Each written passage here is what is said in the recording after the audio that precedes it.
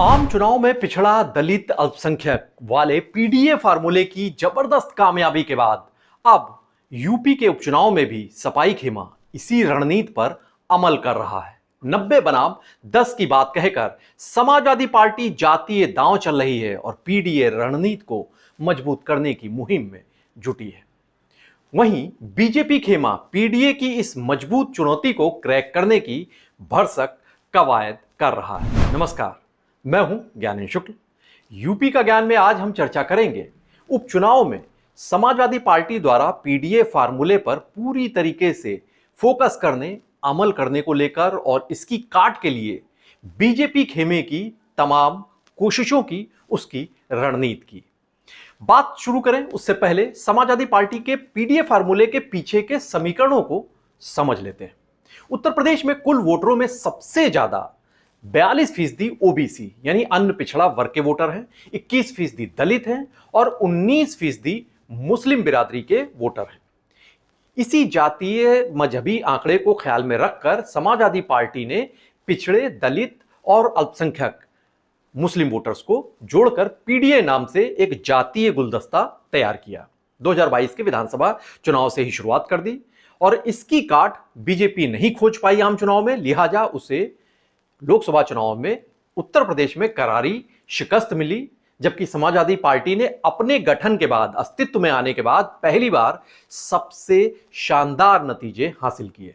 Samajwadi party को 33.59% vote share मिला, 37 सीटें हासिल हुई। उसकी रणनीति की वजह से 6 सीटें तो उसकी सहयोगी कांग्रेस को भी मिल गई। इससे पहले साल 2004 में समाजवादी पार्टी को 26.74% के करीब वोट शेयर मिला था और 35 सीटें उस वक्त मिली थी, सबसे ज्यादा कही जाती थी। लेकिन इस बार 2 और सीटें ज्यादा मिली, 37 सीटें मिल गई। तब जब चुनाव हुए थे 2004 में, तब वो सपा संस्थापक मुलायम सिंह यादव की अगुवाई में लड़े गए थे। इन नतीजों से, आम चुनाव के नतीजों से तय हो गया है कि अखिलेश यादव का जो जातीय दांव है ये बेहद सटीक रहा है, बेहद कारगर रहा है। अब आम चुनाव वाली कारगर रणनीति को समाजवादी पार्टी के मुखिया अखिलेश यादव ने उपचुनाव में भी लागू कर दिया है।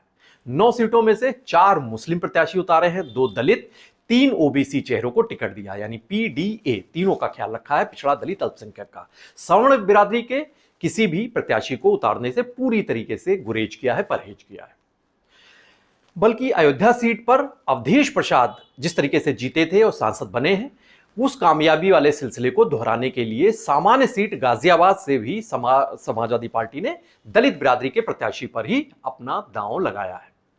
गाजियाबाद की अपनी चुनावी रैली में अखिलेश यादव ने जो बयान दिया है, जो भाषण दिया चुनावी रैली में, वो पीडीए के संकल्प को ही उन्होंने दोहराया है और ये बताया है कि उसी पर वो कितना फोकस है। उन्होंने कहा कि चुनाव बीजेपी राज में खतरे में पड़े संविधान, लोकतंत्र, आरक्षण, प्रेस मीडिया की आजादी और जाति जनगणना की मांग को पूरा करने और प्रभुत्ववादी सोच के 10% लोगों से 90% यानी पीडीए पिछड़ा दलित अल्पसंख्यक को बचाने के लिए है ये उपचुनाव।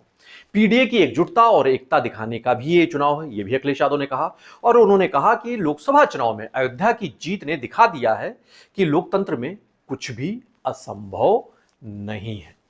जाहिर है 10% सामान्य वर्ग के समृद्ध लोगों पर जो निशाना साधा है सपा मुखिया ने, उसके जरिए समाजवादी पार्टी अपने जाति कार्ड पर पूरी तरीके से फोकस कर रही है।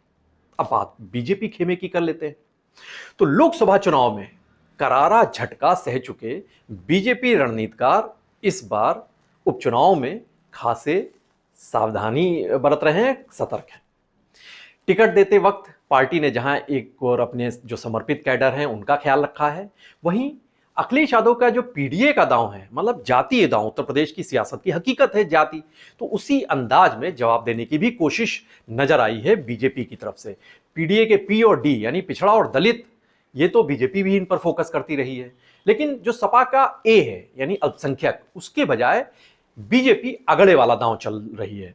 उस पर इस बार भी उपचुनाव में भी यही दांव चला है। 8 उम्मीदवार जो उतारे हैं बीजेपी ने, 9 सीटों में से 4 ओबीसी हैं, 1 दलित बिरादरी से हैं, 2 ब्राह्मण हैं और 1 क्षत्रिय हैं। यानी बीजेपी ने सारी जो बिरादरी हैं उसकी पीडीए, पिछड़ा, दलित और अगड़े, इन तीनों को ख्याल रखा है। करहल से तो समाजवादी पार्टी के सांसद धर्मेंद्र यादव के सगे बहनोई अनुजेश यादव को मैदान में उतारा गया है और बीजेपी ने उनको टिकट देकर यादव बिरादरी को भी संदेश देने की कोशिश की है कि यादव वोटर भी उनके लिए गैर नहीं है, उनसे भी उनका नाता है। और सैफई परिवार में यह भी बताने की कोशिश की है कि सैफई परिवार में जो कई लोग हैं जो अखिलेश यादव की रीत नीति से सहमत नहीं है, वहां भी बंटवारा है। सहयोगी दल रालोद के खाते में गई मीरापुर की जो सीट है, वहां पर बीजेपी की तरफ से बीजेपी की नेता रही हैं मिथिलेश पाल। वो चुनाव लड़ रही हैं, ओबीसी बिरादरी से ताल्लुक रखती हैं मिथिलेश, और सपा छोड़कर बीजेपी में शामिल हुई थी। अब रालोद के चुनाव चिन्ह हैंडपंप के को लेकर वो चुनावी मैदान में है।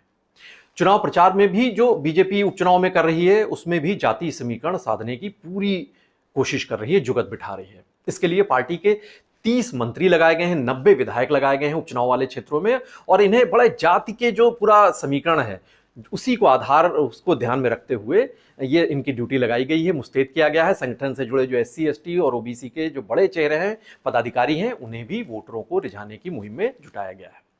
बीजेपी संगठन के पदाधिकारी डोर टू डोर जनसंपर्क भी कर रहे हैं और इस दौरान भी वो जातीय समीकरणों को दुरुस्त करने के जतन कर रहे हैं, कील कांटे उनके ठीक कर रहे हैं। सीएम योगी भी अपनी ही शैली में पीडीए का जो फार्मूला है, सपा जिसकी लगातार बात करती है, उस पर निशाना साध रहे हैं, उसकी धार कुंद करने की कोशिश कर रहे हैं। अंबेडकर नगर की जो कटेहरी विधानसभा सीट है, यहां पर जब चुनाव प्रचार करने पहुंचे सीएम योगी आदित्यनाथ रविवार को, तो उन्होंने सभा को संबोधित करते हुए सीधे तौर से कहा कि समाजवादी पार्टी पीडीए की बात करती है, लेकिन आपको बता दें कि उनका पीडीए क्या है। ये सीएम योगी ने कहा भाषण में अपने कि ये दंगाइयों और अपराधियों का प्रोडक्शन हाउस है। पीडीए को प्रोडक्शन हाउस बताया उन्होंने, कहा मैं ये नई परिभाषा दे रहे हैं वो, और तंज कसते हुए ये भी कहा कि दुर्दांत अपराधी, माफिया और दुष्कर्मी पैदा करने वाले इस प्रोडक्शन हाउस के सीईओ अखिलेश यादव हैं और ट्रेनर शिवपाल सिंह यादव। दरअसल सीएम योगी माफियाओं को सरपरस्ती दिए जाने का मुद्दा उठा रहे हैं, इसका जिक्र कर रहे हैं अपने भाषणों में, और समाजवादी पार्टी के शासनकाल में इन्हीं माफियाओं की वजह से कानून व्यवस्था की बिगड़ी हुई दशा और तमाम बड़े जो नेता हैं उनकी हत्याएं जो हुई हैं, उन मुद्दों को उठाकर सपा पर निशाना साध रहे हैं और वोटरों को संदेश देने की कोशिश भी कर रहे हैं। बहरहाल ये तय है कि लोकसभा चुनाव में मिली कामयाबी से उत्साहित सपाई खेमा अब पीडीए दांव के जरिए अल्पसंख्यकों के साथ ही पिछड़े और दलित बिरादरी के जो वोटर्स हैं उनको फिर से अपने पाले में लामबंद करने की मशक्कत कर रहा है। जबरदस्त कोशिश हो रही है।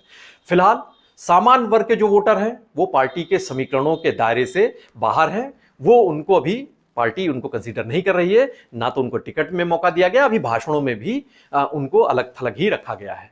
समाजवादी पार्टी अपनी इस सोशल इंजीनियरिंग के जरिए बीजेपी की घेराबंदी कर रही है।